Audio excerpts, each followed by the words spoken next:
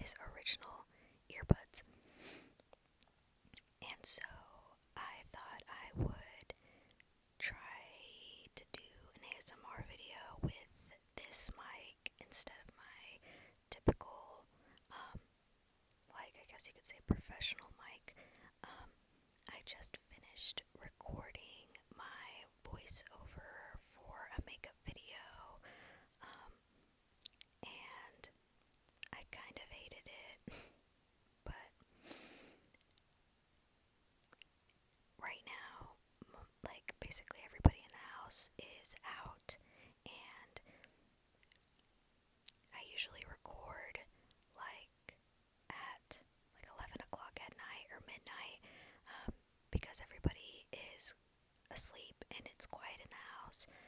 But I got lucky today, and they're out at some birthday party. So like I said, I just finished that voiceover, and I decided to go ahead and just do another video while they're still out. And this one's gonna be pretty low effort. So yeah, and just an excuse for me to use this mic. So I am going to be talking about some movies I've been watching recently.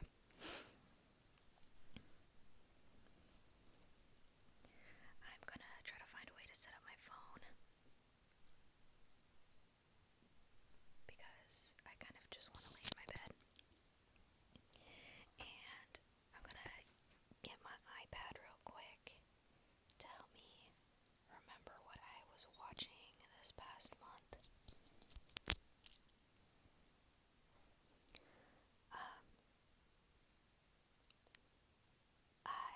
My Letterboxd, in case anybody was curious, is tianawatches.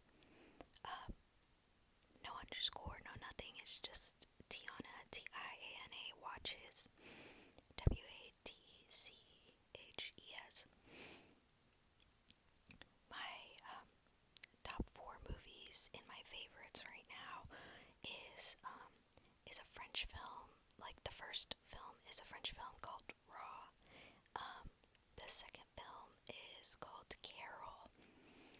The third film is A Nightmare on Elm Street, and the fourth one is Jojo Rabbit. For a long time, I had Fight Club on my top 4, but I switched it out with Jojo Rabbit because I watched it recently, and I feel like it's nearly perfect. It's basically perfect to me. So it's definitely a movie I would rewatch. So, okay, let me start going through my recent activity.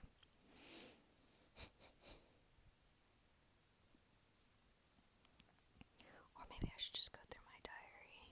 Yeah, that's a little bit easier.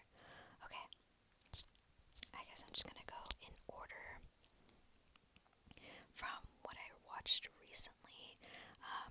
I recently, on March 7th, so I guess, not yesterday, but the day before, I watched Smile 2. I know, I'm very late to the party, but I watched Smile 2 because it just went up on Amazon Prime, and I was expecting more, to be honest. I was expecting to be a lot more scared, but it wasn't as scary as I thought it was going to be. But I did hear that it was better than the first Smile movie, and I definitely agree with that. I definitely think it was better than the first one. So, my review for Smile 2, I gave it 3.5 stars out of 5. Yeah, it was better than the first one. Definitely more depth, better plot twists, and great acting from Naomi Scott. But I do feel conflicted about my overall opinion on this franchise. I hope they continue to build on this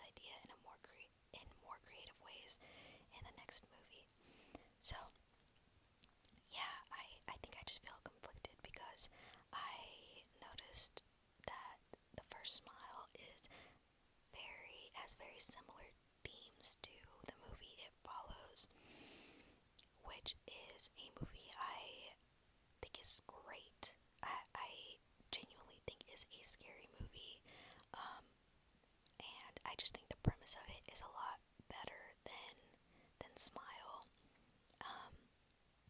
because it has that whole 7-day curse situation and like passing it over to another person or whatever. So yeah, but I do think Smile too.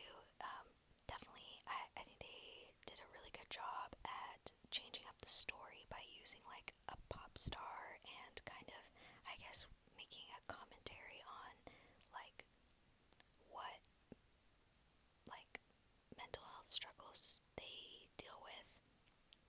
Because I definitely feel like that's the symbolism in Smile is supposed to be like the curse is like unhealed trauma. So, okay, let me go to the next movie. Oh, so the next movie is Jojo Rabbit, the one I was just talking about.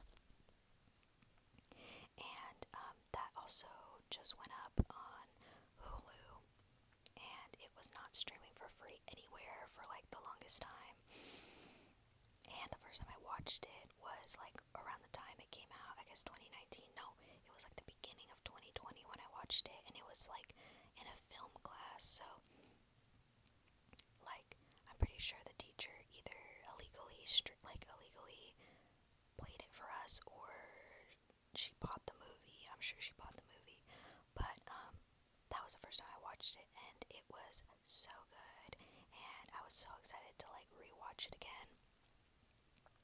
But like I said, it was like never streaming on anything for free, and I know I can like stream it illegally or whatever, but sometimes I just don't like it. Just like it doesn't cross my mind again until I see it like streaming for free again. So that was a great rewatch. I will rewatch that with my brother. It was my brother's first time watching it, and he's 12, so he's like nearly a decade younger than me. And so I really like showing him media that he's never seen before, and it's crazy that like he doesn't like, I mean, I guess it's not that crazy, but that he's young enough to not know much about like the Holocaust and the history behind it. I mean, eventually he'll learn more about it once he goes into like high school and stuff, but I really think that movie did a really good job of depicting like what it was like around that time, and like the effects of like false propaganda or whatever. Okay, so the movie I watched before that, which was on March 1st, was this movie called Swallowed. I watched it on Tubi, and the cover of it was really like interesting to me. My hand is hurting from holding my freaking phone up, but this movie Swallowed. Oh, for Jojo Rabbit, obviously I give it 5 out of 5 stars, but this movie Swallowed, I gave it 2 out of 5 stars. So, I'm just gonna read the summary, because the thing about this movie is that like during the first half of it is actually pretty good, and like it keeps your attention during the first half, but during the second half they just like waste a lot of time like with filler. But okay, so the the summary on Letterboxd says they go down the hatch before they make the trip. Benjamin and Dom have been best friends since they were kids. On their last night together, Dom plans to send Benjamin off with a pocket full of cash. All he has to do is deliver a package over the border for a friend. So, pretty much like Benjamin is about to move, and Dom is trying to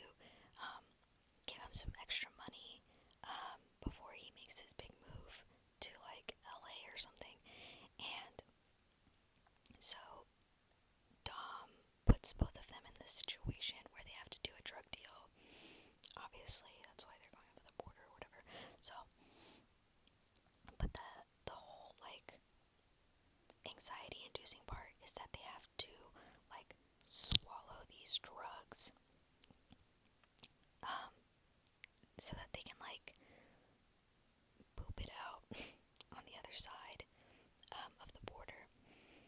But these are not, like, regular drugs. And guys, I'm just gonna spoil the movie for you because it's it's honestly not really worth watching. But the drugs are not really drugs. They're like bug eggs, and these bugs are like slugs, and they kind of look like leeches, and they have, like, the leeches have the drugs inside of them. So, like, when they bite the human, it, like,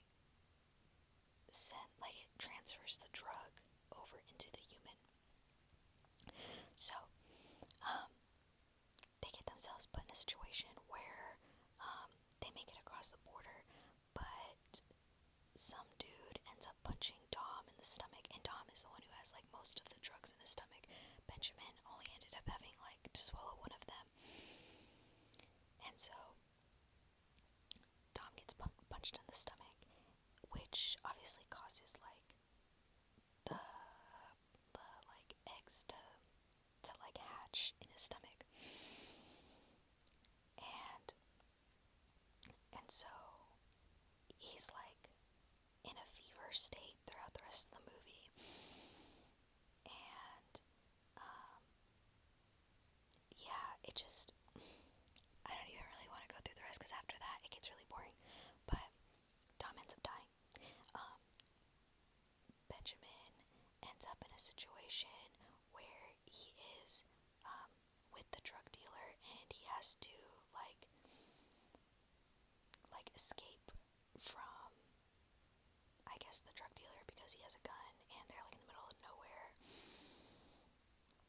And so, that's basically the rest of the movie. It's just Benjamin trying to survive.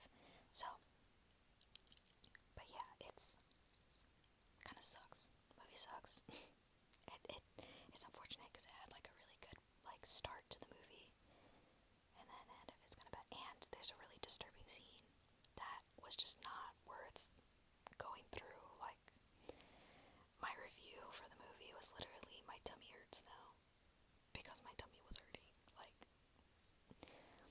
okay. So the movie I watched before that was this movie called Beautiful Boy, and I gave it 5 out of 5 stars. And it has Timothée Chalamet and, what's his name?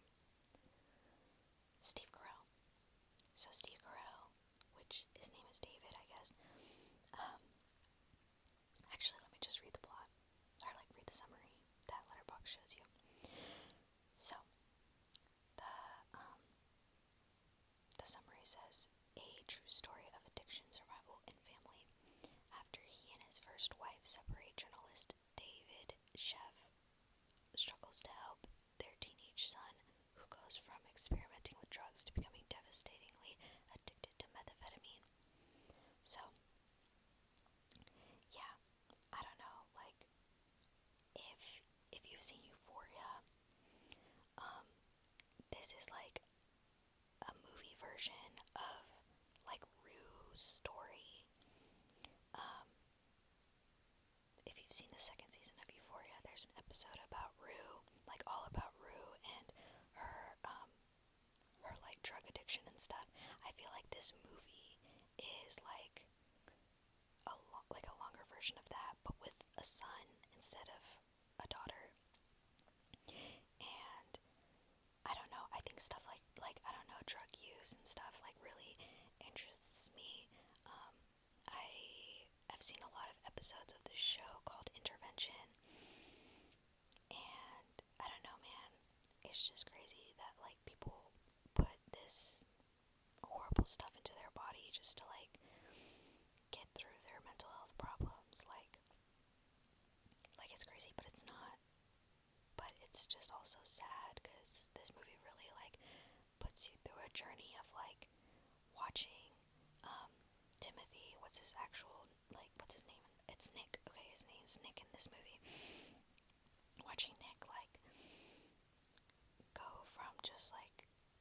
said, experimenting to like falling into the addiction and trying to hide it, and then like eventually getting better, and then like falling into it again, and then getting better, and then like falling into it again, and like how it affects everybody around him.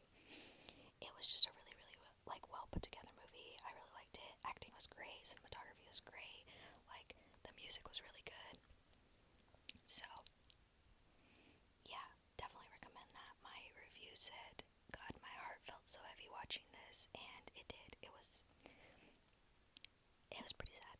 It was sad, but it was good. Like I sometimes like my entire opinion on a movie is like drastically changes if the ending is bad, but it had a pretty good ending.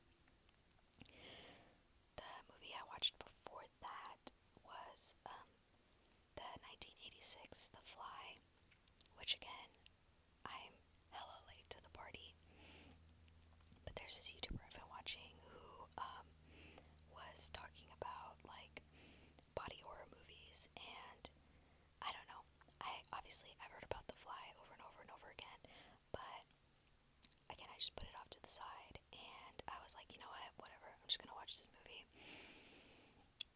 and I gave it 4.5 out of 5 stars. And I didn't know that, what's his name? Oh, Jeff Goldblum was in this movie, and oh my gosh, Jeff Goldblum, he looks so hot in this movie. Like, I understand the hear me out now. I get it, because he looks so good in this movie, which is kind of crazy, because, like, I find that really interesting, because it's like a juxtaposition from, like, him being, like, this beautiful man to, like, this horrible, disgusting creature or whatever. I think the pacing of it was a little slow during the first half of the movie, and I was really waiting for, like, the body horror to happen, and it felt like it didn't really happen until, like, the last 30 minutes of the movie. But I thought it was a very interesting premise. I thought the body horror was great. Like, I don't know. I think it was very, like, cool and unique for its time. So, my review was Everyone Deserves a Chance to Fly, as a reference to the Wicked movie. So, LOL, that's my joke. Okay. I only have a few more, so the next one I have is 2011 Silenced. It's a foreign film, and I'll read the premise of it. It says, "The hideous truth concealed far too long, based on actual events that took place at Gwangju Inhwa School for the Hearing Impaired, where young deaf students were the victims of repeated assaults by faculty members over a period of 5 years in the early 2000s. So, I have this weird thing for like watching like sad, disturbing movies. And this was one that I had heard about. There's another movie that's supposed to be kind of similar, as far as its like themes of like assault. And it's called Hope. But anyways, I heard about this and it really piqued my interest because I was like, oh my gosh, like these deaf kids are getting like assaulted, and they were getting assaulted by like their principal and their teachers, and like the whole school system was like effed up because like everybody, all the like teachers and stuff were like related to to each other, and so like nobody snitched on anyone, like until this guy shows up in the movie, like the main character, and he finds out about what's happening, and he's like, bruh, why are y'all waterboarding these kids and like beating them up and like doing nasty stuff to them when they're like 12 years old? Like, what is going on? This is weird. And so he really does like risk everything to like help save these kids. And yeah, I mean, it's based on like true events that happened. So I cried a lot in this movie, actually. It was really really sad. Like, they really, really do not hold back. Like, these kids were like phenomenal actors in this movie. Like, they really made you believe like they were actually going through this. So, I didn't rate it because I didn't really like. It wasn't really like a movie that was about like the quality, like 5 out of 5 stars. Like, because these kids got traumatized. Like, it's weird, but I just hearted it because it still was like a very impactful movie, and I'm still like, I guess I'm still glad I watched it. So I put a quote from the movie that says, "The reason we're fighting so hard is not to change the world, but instead not to let the world change us." And then I said, "Watching these kids relive their trauma shook me to my core. I cried multiple times. Very moving film that reminds us to speak up when you know something is not right." So yeah, that's the gist of that movie. If you like, I guess, disturbing movies like I do, I highly recommend that one. It's pretty intense. Okay, so the movie I watched before that is called Addicted to Fresno. So I heard about this movie on like an LGBTQ list, and it also interested me because what's it called? Natasha Lyonne and Aubrey Plaza is in this movie, and they're like love interests with each other. So I was like, okay, two gay icons. Like, so the premise of Addicted to Fresno is they always find a way to get off. Two codependent sisters, a recovering sex addict, and a lonely lesbian who work as hotel mates in Fresno, go to ludicrous lengths to cover up an accidental crime. This movie was really interesting, and it actually like I actually really, really resonated with it to the point where like I brought it up in my therapy session. But if you have siblings, and I don't know, basically if you have siblings, you could probably relate to this movie. So I gave it 4 out of 5 stars. I said the movie itself wasn't anything show-stopping, but it did have a good ending, and I relate too much with Natasha Lyonne's character, so it was a nice comfort watch. Yeah, because it's kind of like a comedy. It's a comedy movie, but like it wasn't like hilarious, funny, but again, I feel like the story just personally resonated with me. The movie I watched before that is Good Time. I gave it 4 out of 5 stars as well. I didn't write like an actual review for it, but I've heard a lot about this movie in like in relation to like Uncut Gems, because they're from this like same director, and I watched Uncut Gems like around the time it actually came out, and I actually really, really liked. I mean, I really liked that movie. At least compared to Good Time, I liked it more than this movie. But it also did kind of resonate with me as far as like the sibling themes. I'll go ahead and read it. It says, "Are you ready for a good time? After a botched bank robbery lands his younger brother in prison, Connie Nikas embarks on a twisted odyssey through New York City's underworld to get his brother Nick out of jail." It's supposed to be a very anxiety-inducing movie, very, very similar to Uncut Gems. And Robert Pattinson is in it, and he does a great job. I mean, he's a phenomenal actor. So, I mean, he kills it. But there's a certain scene in this movie that kind of throws you off a little bit, and it's mentioned a lot in the reviews. And I completely understand. Like, again, it's one of those, like, it starts off really good, and then the ending, like, it kind of falls off a little bit. I don't know. That's my personal opinion. But, okay, I have 2 more movies left. So, the one before that I watched is Flow. I'm sure you've heard of it. It won a Oscar best animation, but Flow, I gave it 4.5 stars, and I reviewed it saying beautifully animated.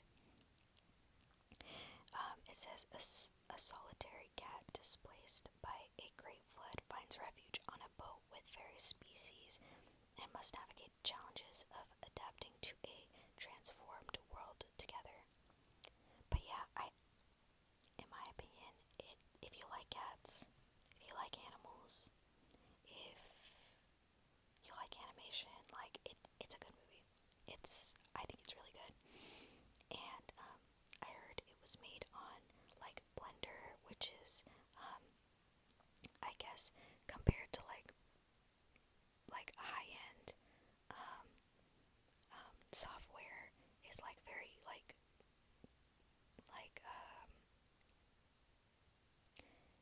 basically anybody can use it type software. A lot of people were really happy about it winning an Oscar because they felt like all these like big brand people like Pixar and Disney like always win these animation awards, and so it was nice seeing like just an everyday like software using, I guess, group or whatever group of people like won an award for this and got a lot of really good attention from it. So yeah, I mean, I don't see anybody like not enjoying this movie, to be honest. It's good. Okay, so last movie I'm gonna mention, which was actually the first movie I watched this year, is 13. 13 is a 2003 movie, and it very much looks like a 2003 movie. Like, the editing and the vibes are very much early 2000s vibes. So I gave it a 4.5 out of 5 stars, and it was my second watch. And I watched this with my 13-year-old sister, so she could watch it for the first time, since it's literally called 13, and like I watched it for a teen media class, and I don't know, it really stuck with me. But let me read my review. I said, showed this to my 13-year-old sister, and I'm realizing that this is her version of Requiem for a Dream. I definitely underestimated how intense this movie is. Definitely better for a second watch, though. Yeah, I didn't realize how like intense this movie was until I rewatched it again. Okay, so let me read the summary. So, the summary says, it's happening so fast. When average 13-year-old Tracy befriends Evie, the most popular girl in school, Tracy's world is turned upside down as Evie introduces her to a world of sex, drugs, and cash, but it isn't long before Tracy's new world and attitude finally takes a toll on her family, and her old friends. So yeah, it's a very raw movie. Let's just say that it's a very raw movie. It feels like it doesn't hold back from like the intense feelings and experiences of like being a teenager. And I mean, yeah, it's still a really good watch though. It's very good. Some people would definitely consider it like disturbing, and upon rewatch, I can definitely understand that. But like I said, on a second rewatch or whatever, like there's a lot of like interesting things I picked up in the movie, as far as like a character analysis on everybody, because the movie is like, there's not really like a good person, there's not really like a bad, like there's not like an antagonist or protagonist. It's just kind of like, it's like everybody sucks, to be honest. Everybody in the movie sucks. No, they're just all affected by everything around them and their environment and all the crap they're going through and all the trauma and all. It's really a movie about like the consequences of not setting boundaries with your friends, with your